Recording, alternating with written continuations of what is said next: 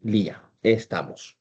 Ok, entonces entramos a esta última parte, ¿no? Donde vamos a hacer una especie de, eh, vamos a envolver todo lo que hemos hablado y cómo esto se traduce en la idiosincrasia o la mentalidad que tenemos como país y como gente, ¿no? Frente a los temas de creatividad, innovación, etcétera. ¿Qué potencial tiene el peruano para innovar? Y en realidad el panorama no es muy positivo, ¿no? Ahora, nuevamente, pueden caer en las manos de los demagogos y escuchar lo que quieran escuchar y que les digan que sí, que somos un país súper creativo, con gente no muy creativa. Y como dije, sí hay gente creativa, ciertamente, hay gente muy creativa, ciertamente, pero el grueso de la población no es creativa. Y esto nuevamente, voy a ir al primer punto, que ya se los adelanté, que la calidad de nuestro sistema educativo es muy malo. Educación primaria, educación secundaria, educación terciaria, que viene a ser educación técnica, incluso educación universitaria, eh, salvo algunas universidades, ¿no?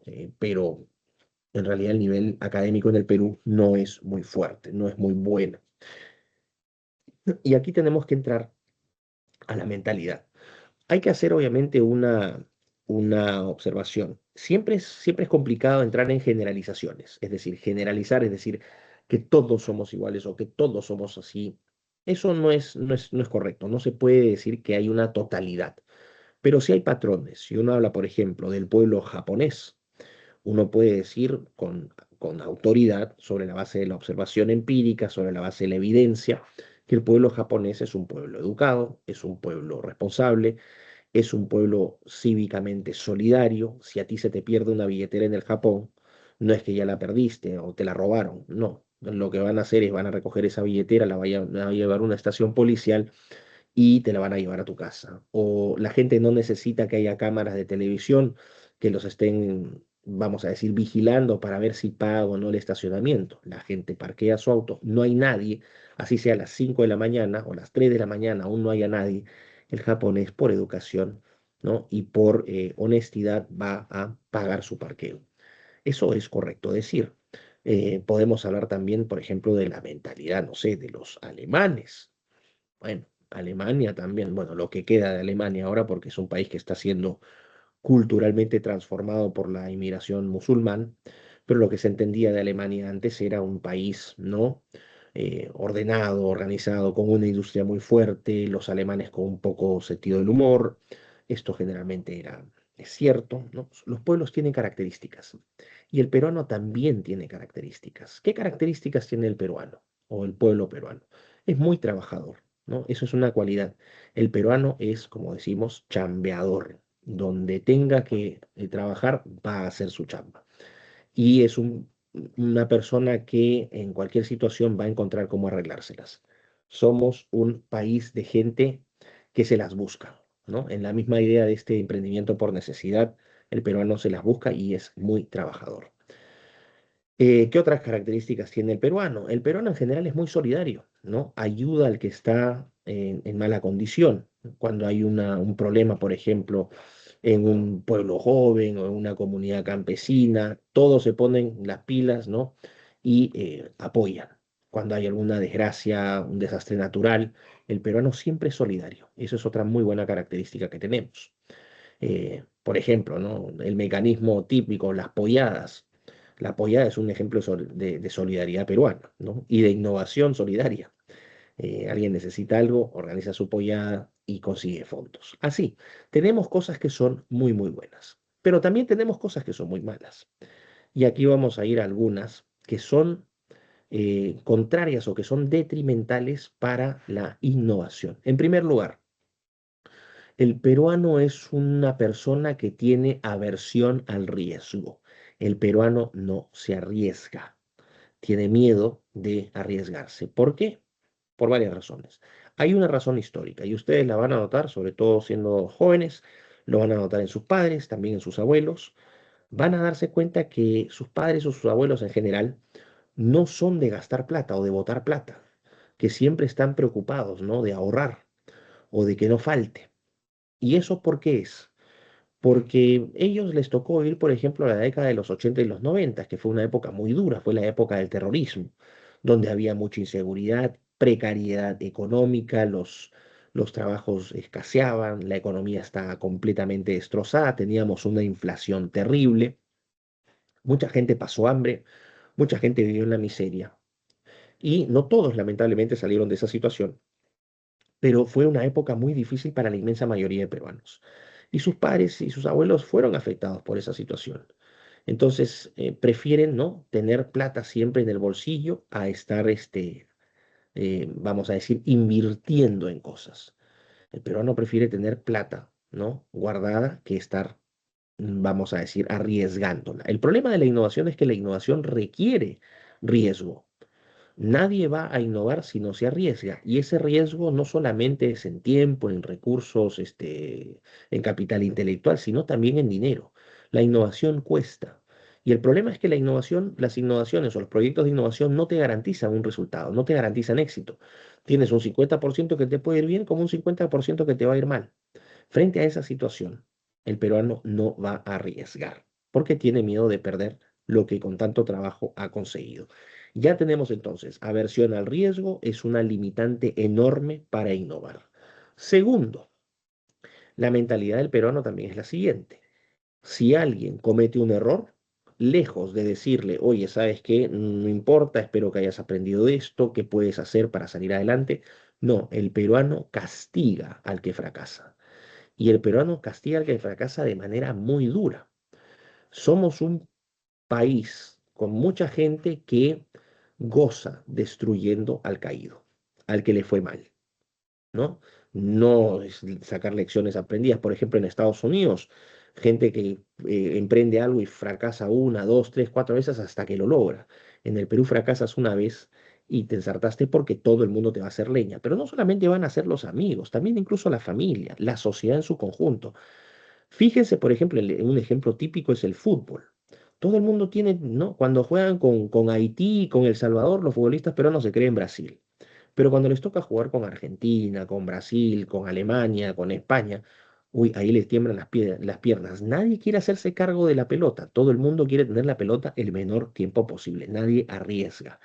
Y ante cualquier situación, siempre la tiran afuera, o la sacan al córner, o la tiran al lateral. Pocos se atreven a hacer. ¿Por qué? Porque tienen miedo a meter la pata, a fracasar. El peruano castiga duramente al que fracasa. Tercero, hay otro problema enorme que es la falta de confianza. Hay un concepto que se llama capital social. Es un concepto que señala cuál es el stock, ¿no?, o el grado de confianza que existe entre los ciudadanos de una determinada estructura social o política, una sociedad. Entonces, en sociedades, ¿no?, como la japonesa, donde hay respeto a las normas, honestidad, puntualidad, etcétera, el capital social es enorme. El japonés sabe que en su país no le van a robar, no le van a expropiar, no le van a quitar sus cosas, no lo van a penalizar injustamente. ¿Por qué? Porque confía en su sistema, tanto en su sistema legal como en sus compatriotas. Esas sociedades permiten, ¿no?, con alto capital social, permiten innovar. ¿Por qué? Porque la innovación requiere de colaboración. Es muy difícil innovar solo. Es muy difícil, sobre todo en un país con escasos recursos como el Perú, que la gente tenga, ¿no?, los pequeños o microemprendedores tengan los recursos suficientes para implementar ellos una innovación por sí solos. Generalmente, para lograr más éxito, tendrían que asociarse con otros. Pero para eso hay que firmar, ¿qué cosa? Hay que firmar contratos, ¿no?, hay que tener confianza en el otro. Y en el Perú no se tiene confianza. Fíjense, todas las puertas de las casas están cerradas porque por miedo a los choros, los carros igual. La gente no camina en las calles sola a determinadas horas de la noche porque desconfía. Hay inseguridad, hay violencia. La gente no confía en el otro. Ese es un problema enorme. La innovación se basa en la colaboración. Y en el Perú la innovación no se puede dar tan fácilmente porque la gente no está inclinada a colaborar porque desconfía, porque hay bajo capital social. Y esa es otra enorme limitante para innovar. Bajo capital social, estamos hablando de aversión al riesgo, ¿no? La cultura del fracaso. Hay otro elemento importante también que limita la innovación. que es la cultura vertical. En el Perú es difícil encontrar líderes, en el Perú lo que existen es jefes, y son jefes tiránicos en muchos casos. Pónganse a pensar en el sector público o en el sector privado, da lo mismo. Piensen en cualquier tipo de organización. En la inmensa mayoría lo que van a ver es una cultura vertical, la cultura del jefe. Y no necesariamente van a estar en la cultura, ¿no? En las posiciones de liderazgo o las posiciones de toma de decisiones, no necesariamente van a estar los mejores. Están los que sean apuntados a dedo, es decir, el problema de la vara, ¿no? De la argolla. El Perú es un país de argollas y de varas.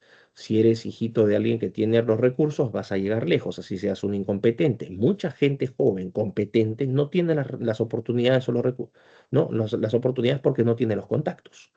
Y ahí también hay una fuente de injusticia. Entonces, la argolla y la vara lo que promueve es una cultura de la mediocridad. Se asesina la meritocracia, que es el gobierno, ¿no? O el entorno donde se premia a los mejores, a los que más esfuerzo han hecho, a los que más talento tienen, como debería ser, y se premia la mediocridad.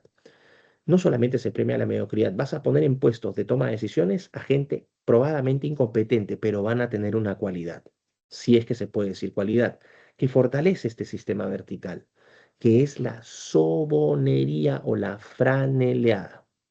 El Perú es un país, lamentablemente, díganme lo que me digan, me da lo mismo si se ofenden, la realidad es esta, somos un país de sobones y franeleros, la cultura del jefecito. ¿Y por qué la gente no adhiere a la cultura del jefecito y del sobón?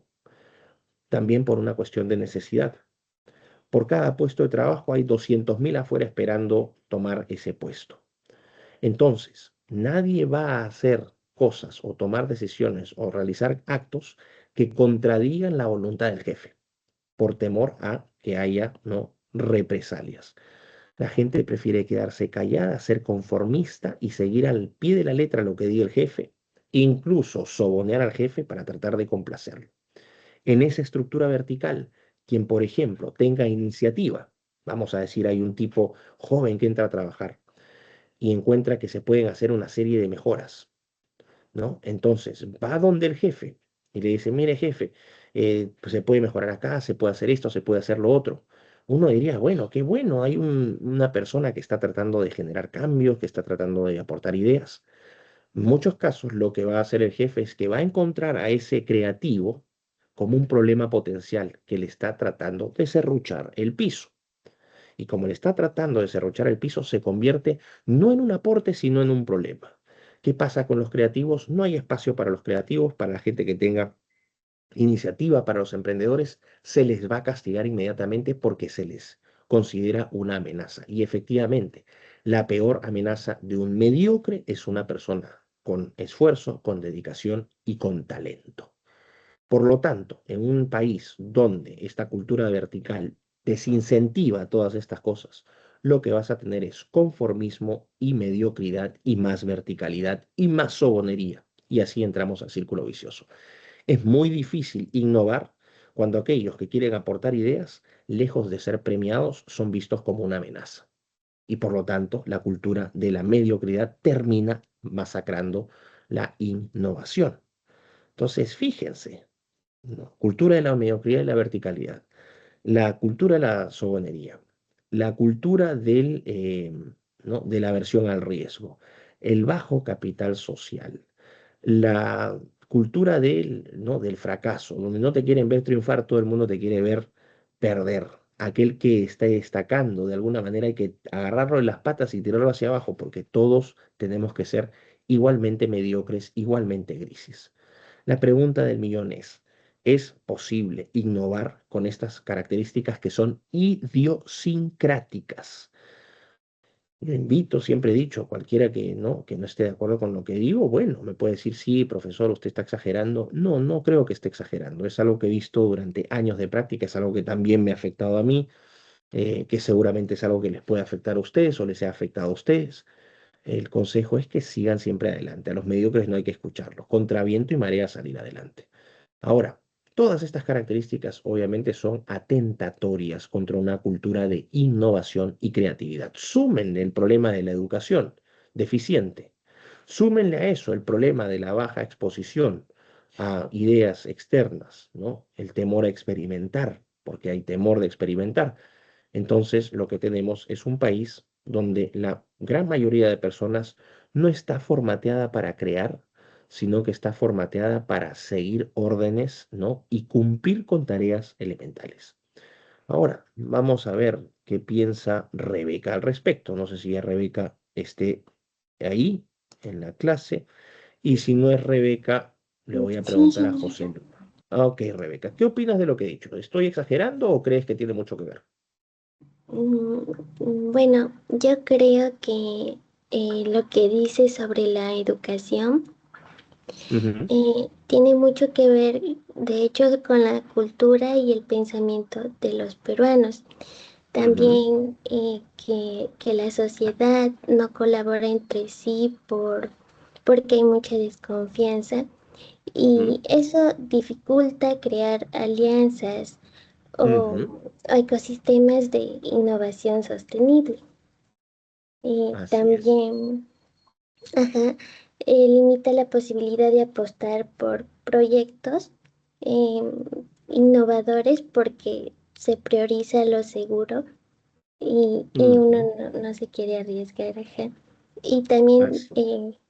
el castigo al fracaso genera miedo a intentar, Ujú, porque cuando tú fracasas o te equivocas, eh, te juzgan y muchas veces las personas, sobre todo eh, educadas así, no están psicológicamente em, para poder,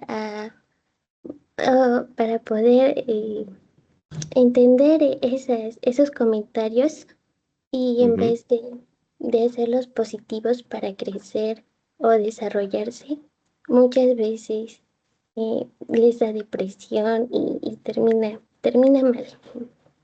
Así es. Finalmente, entonces, o sea, ¿no crees entonces que estoy exagerando? ¿Crees que lo que he dicho es comprobable? Sí, sí, estoy de Ujú. acuerdo. Lamentablemente, ¿no? Es una pena que así sea, porque nos Ujú. gustaría pensar distinto, pero estas cosas que estoy diciendo no van a aparecer en los libros de innovación ni en los textos académicos que escriban los ingleses o los estadounidenses o los académicos franceses. No, no, eso no va a aparecer. Eso tampoco va a aparecer en las palabras de los empresarios, esto tampoco va a aparecer en las palabras de de los políticos, de los funcionarios públicos, porque todo el mundo vende el humo y vende la idea de que somos un país espectacular de innovación. Mentira. Y el problema es, no se trata de ser pesimista, se trata de ser realista. ¿Por qué? Porque sobre la base de un diagnóstico correcto y objetivo es que realmente podemos, ¿no? Corregir nuestros errores y nuestras deficiencias. En la medida en que sigamos soñando que somos lo máximo, que esto que el otro, y que sigamos hablando de poesía, el Perú no va a salir adelante. Ahora, es cierto, hay cosas que nos pueden hacer sentir enormemente orgullosos. Nuestra gastronomía, sí, es muy rica la comida peruana, yo la adoro, pero es como que siempre nos quedamos pegados a estas cositas que son como una especie de droga, que nos separan un poco de la realidad. Y queremos creer que, bueno, sí, el ceviche es lo más rico del mundo, que somos potencia. Ahorita están en la competencia esta de cuáles son los desayunos más ricos, y que ahorita le acabamos de ganar a Ecuador, este influencer español Ibai, ¿no? Que está haciendo esta competencia. Todo el mundo, uy, sí, qué lindo, que el chicharrón, que es lo más rico, y vamos peruanos a votar y que esto que el otro. Fantástico sería si esa misma capacidad de movilización la tuviéramos, por ejemplo, para crear, para construir obras en conjunto, para que la gente a nivel, en el plano político deje de pelearse, por ejemplo, ¿no? Que el Ministerio de Transportes deje de utilizar políticamente esa plataforma para dinamitar, por ejemplo, los trenes que ha traído Rafael López Aliaga, que no son trenes chatarra ni mucho menos, son trenes que están usados, pero tienen para 50, 60 años más de uso. ¿Y qué es lo que se ha hecho? Por mezquindad, ¿no? Por cálculo político, tratar de reventar esta iniciativa. Más allá de lo que uno piensa en política, estos comportamientos son realmente deplorables y nos pintan muy mal como país. Muchas veces se dice, y lo digo con pena, ¿no? Que el peor enemigo de un peruano es otro peruano. Y eso, lamentablemente, desde mi perspectiva, es cierto. Y es tristemente cierto. Entonces, tratemos siempre de ver, ¿no? De qué manera podemos romper estas cadenas. No se trata de ver hacia el otro lado, sino en este caso, ¿por qué les digo todo esto? Porque espero que ustedes sobre esta base no se comporten así, que ustedes digan, sí, efectivamente, el círculo es un círculo vicioso, y estamos en este círculo vicioso terrible, y que ustedes sobre esa base se conviertan en agentes de cambio, y que ustedes guíen con su comportamiento, con sus acciones, con sus ideas a otros, para que otros los puedan imitar, que ustedes se vuelvan en ejemplo para otros. Porque siempre es muy fácil decir, sí, la sociedad es así, los peruanos son así, pero la pregunta es, ¿qué hacemos nosotros para cambiar esa situación? Porque es muy fácil delegarle a terceros la responsabilidad y no asumir las propias. Eso tiene que cambiar, ¿ok? Así que bueno, lo voy a dejar aquí. No sé si tienen algún comentario, alguna observación. ¿Está todo bien?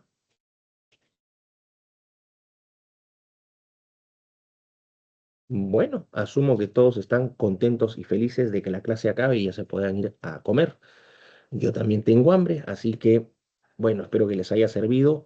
Ya nos estamos viendo el próximo lunes entonces en la siguiente clase. ¿Ok? Que les vaya muy bien, les mando un abrazo y nos vemos el próximo lunes. Buenas noches, profesor. Gracias. Cuídense hasta. Buenas noches, profesor. Gracias, profe.